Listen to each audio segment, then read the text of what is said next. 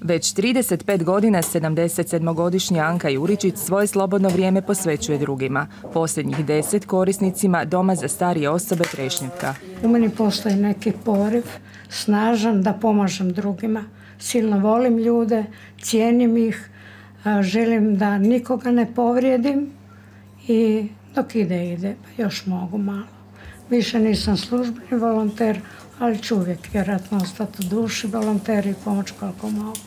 Svima se u domu uvukla pod kožu, za svakog ima lijepu riječ, priskoči kad je potrebno. S mnogima je postala prijateljica, trenutačno pomaže oko priprema za maškare.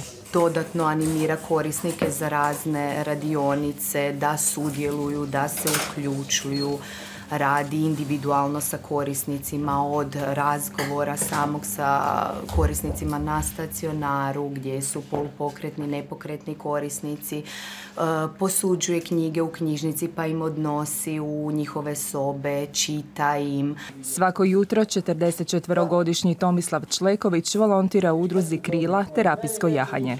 Tu radimo, čistimo konje, dajemo im vodu, hranu, pa vodimo ih van. Jel znate da ste nominirani za volonterskog Oskara? Je, znam. A šta to znači? To će biti nagrada. Majica. Jel je? Ne znam. Osoba je s intelektualnim teškoćama, lišena poslovne sposobnosti. Živi u stambenoj zajednici Udruge za promicanje inkluzije. U Krila je stigao prije gotovo 1,5 godine, gdje kažu da se pokazao kao odgovoran radnik koji nikad nije zakasnio na posao. Naša udruga radi s klincima sa cerebralnom paralizom i roditelji koji svakodnevno vide Tomislava i što on radi, bio im jedan veliki poticaj da će njihovo dijete sutra možda neće moći konkurirati na tržištu rada, ali će moći naći svoje mjesto u zajednici i doprinijeti toj zajednici. Već 6 godina svojim volontiranjem u raznim udrugama zajednici doprinosi 24-godišnja Dora Vukušić, studentica Edukacijsko-rehabilitacijskog fakulteta. Nekoliko godina dio je tima Hrabrog telefona koji pomaže zanemarivanoj i zlostavljanoj djeci te njihovim obiteljima.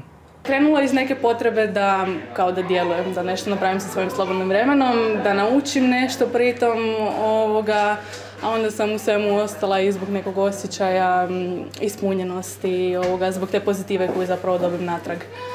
Dorin trud prepoznali su na Hrabrom telefonu gdje su upravo nju nominirali između 140 svojih volontera. Osim samih činjenica poput broja volonterskog sati i obavljanja svojih dužnosti jako odgovorno i predano, Dora se zaista istaknula kao mlada osoba puna energije, puna entuzijazma i zaista želje da pomaže i djeci i roditeljima s kojima se mi svakodnevno susrećemo. Svi kandidati s veseljem pričaju o svom radu, zahvaljujući kojem pomažu drugima, ali izgrađuju sebe.